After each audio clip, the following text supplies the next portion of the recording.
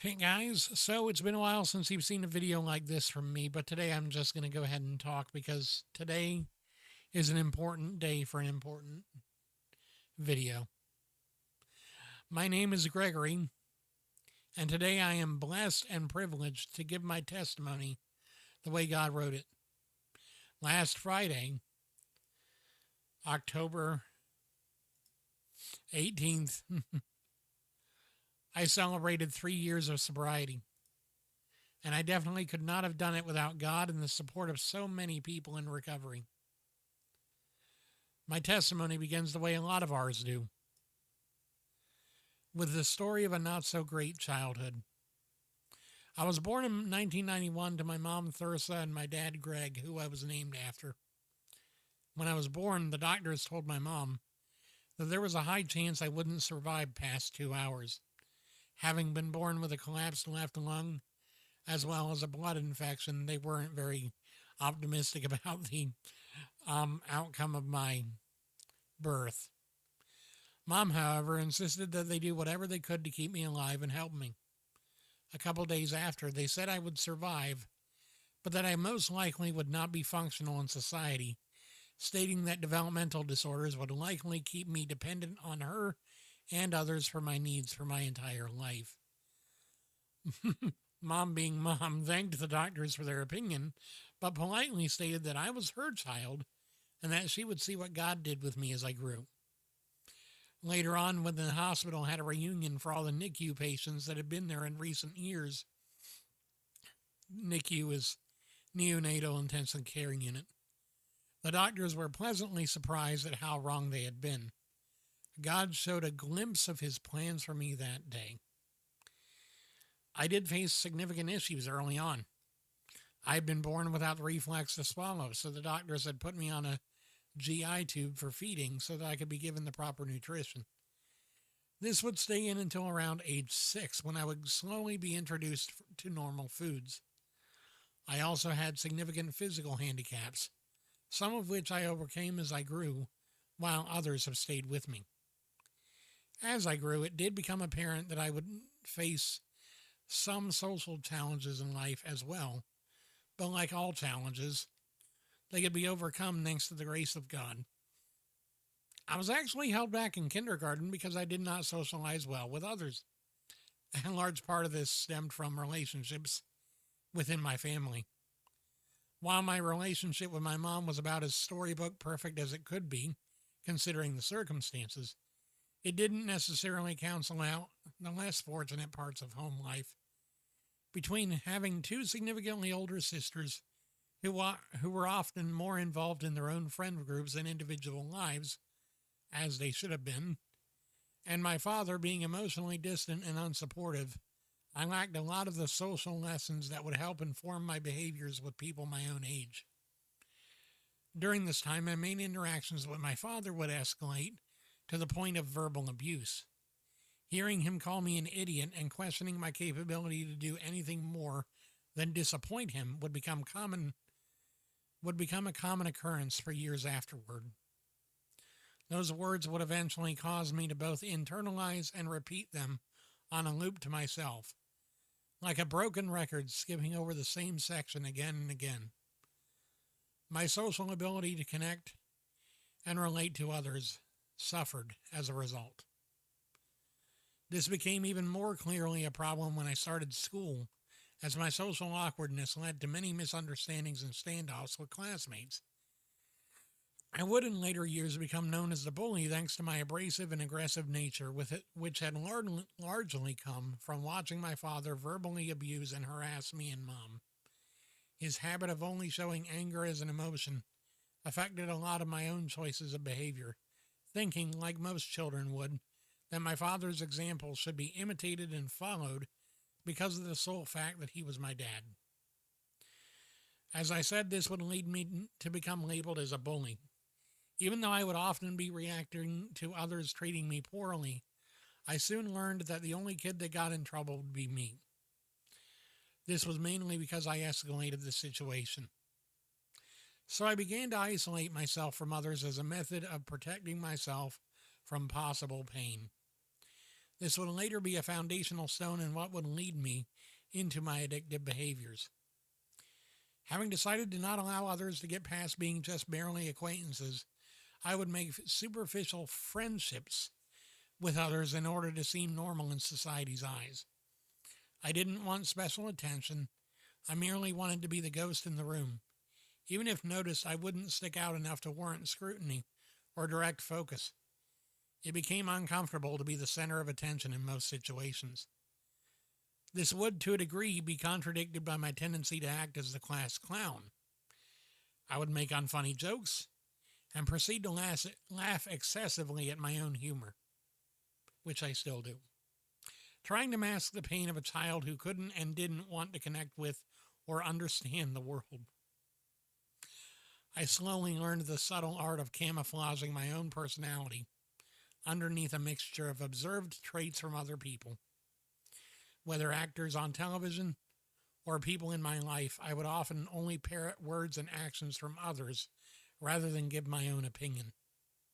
I did have my own thoughts and feelings, but I refused to express them for fear of being judged, rejected, or even being discovered as not being human.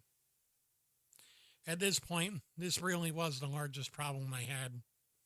I had effectively distanced myself from feeling human, and so had begun to lose a sense of belonging and connection to other people.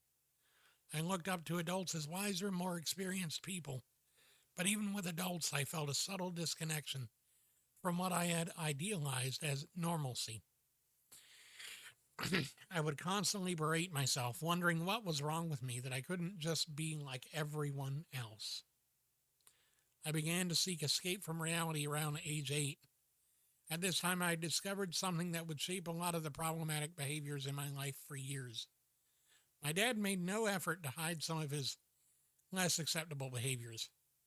Between drinking openly and smoking various things, he also liked to leave his dirty magazines and movies slightly unhidden from young eyes.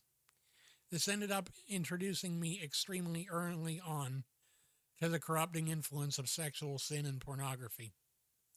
I would obsessively pore over these seemingly new and fascinating images that stirred feelings in me I could not name. This would eventually desensitize me to the entire concept of purity and modesty. I would continue this trend into my preteen years, continuing to obsessively consume porn while it also consumed me and my soul.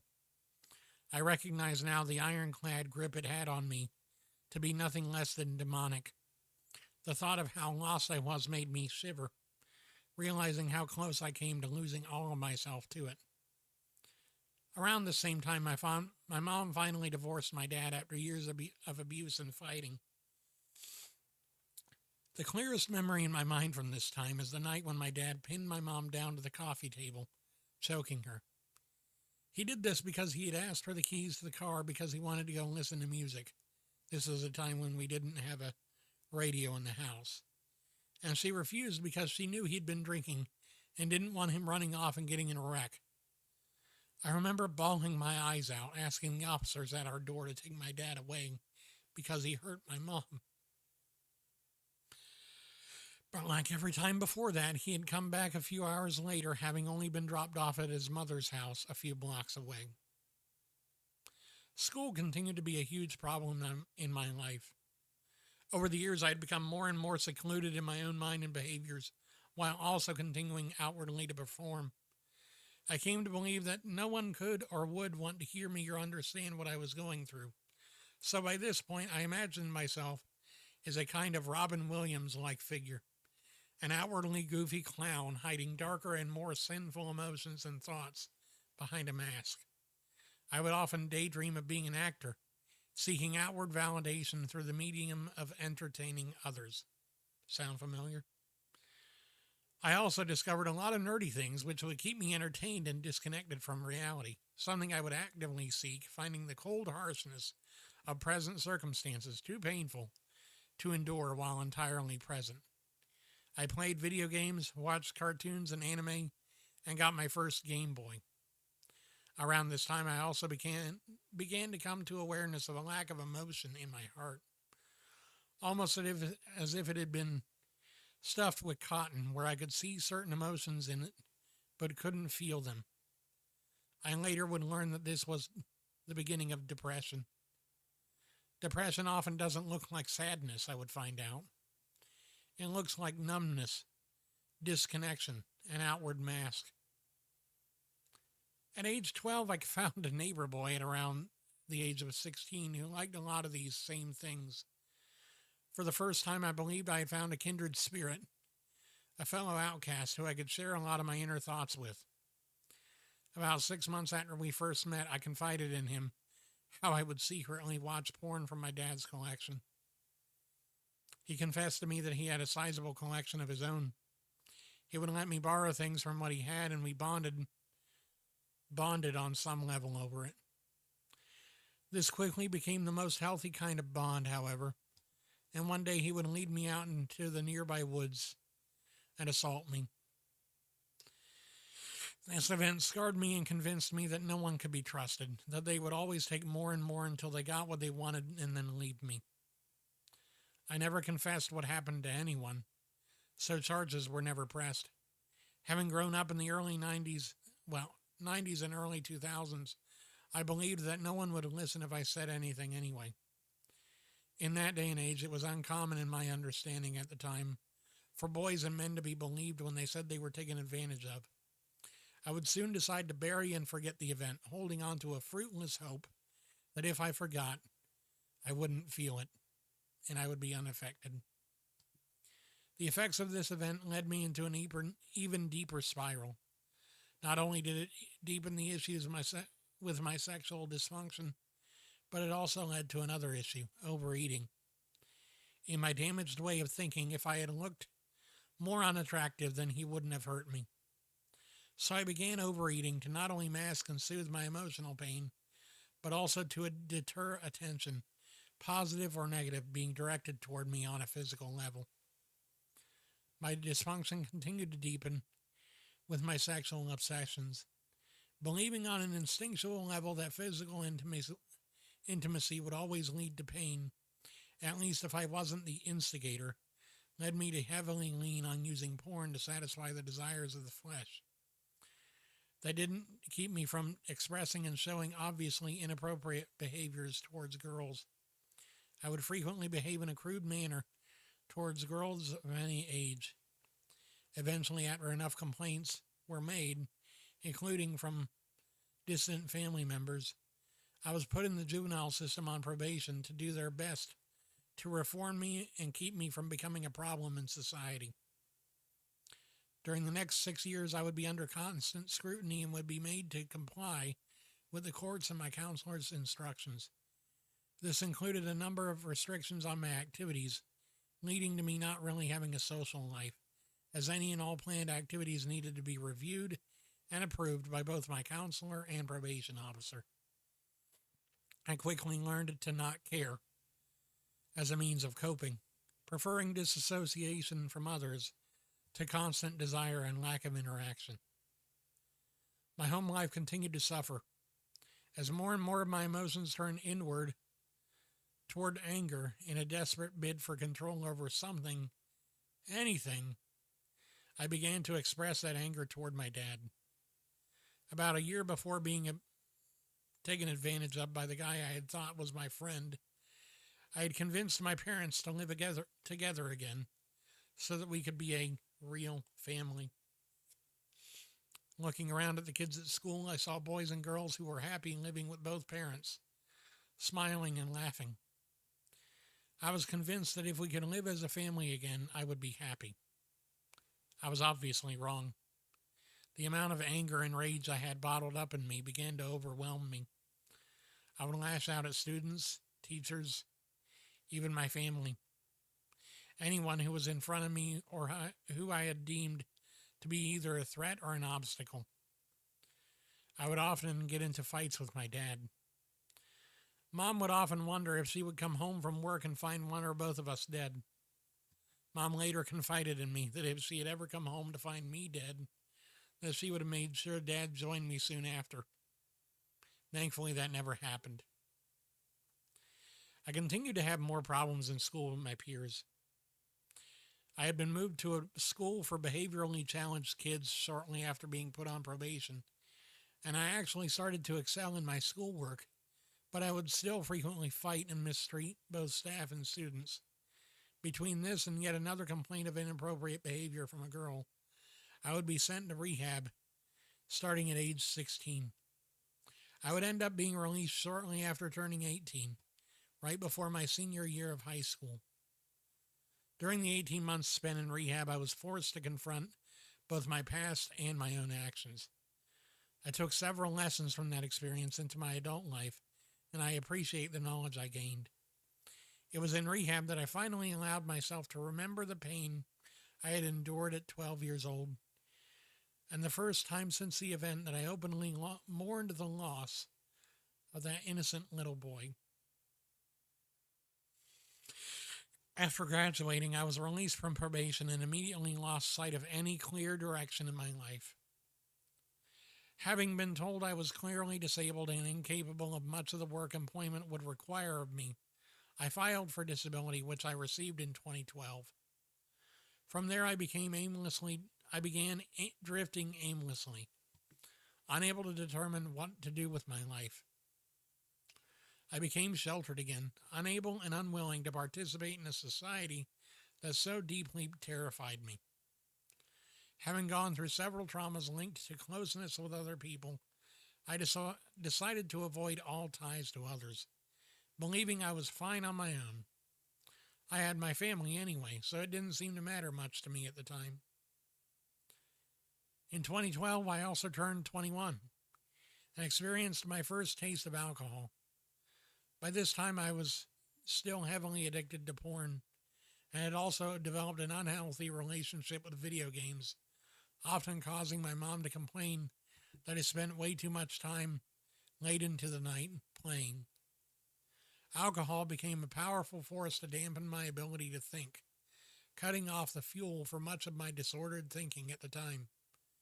When I drank, I would finally experience the sensation of an empty mind. In my limited worldview, I somehow believed this was peace. I would continue to become a slave to the bottle, often taking money that I had tried to save and buying my drink of choice, Kahlua. I would buy the party-size bottles and have them gone within a few hours. The buzz became harder and harder to chase, always needing more. I would spend 9 years chasing this. For the first 6, I was able to, at least in my mind, to regulate it to some degree. But in 2019, chasing a solution to my ever-growing weight problem, I got bariatric weight loss surgery, which cut off one of the longest addictions I had, food. From age 6, when the doctors took out my GI tube, they had encouraged Mom to let me eat whatever I wanted as they were concerned with keeping me at a healthy weight. One of the first things I became fixated on was eating butter out of the tub. Just plain butter, nothing else. From there, my obsession with food grew worse and worse with every year as I sought the dopamine rush from filling my belly. Now, having surgically restricted that avenue of emotional soothing, I turned even more heavily to alcohol to manage my emotions. This eventually led me to being extremely depressed, socially isolated, and emotionally numb. In mid 2021, after the COVID outbreak, feeling that I had no way out, I drank the last of that day's bottle of booze along with what I had convinced was a full bottle of my sleeping medication, but was actually only about 4 or 5. I went to bed that night expecting to not wake up. While I was asleep that night, I experienced what I believe was my most drastic wake-up call of my life. Several years before, I had given my salvation to God, but that night I discovered that if I had not turned away from what I was doing, I would still have burned. I remember being in darkness, the worst possible place you could imagine. I couldn't see, but I could definitely feel. Pain radiated from every inch of my body, worse than anything I had ever experienced before. My mind could only think and be aware of the pain. I remember crying out, asking someone, anyone, to help me, begging for the pain to stop. And then I heard a voice, a hissing, snake-like whisper in my ear, but closer, as if from within my mind. Do you really think that he, in all his wisdom, would help you?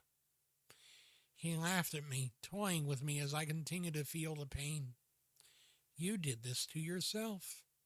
You chose this. Why would he ever want to fix your problem?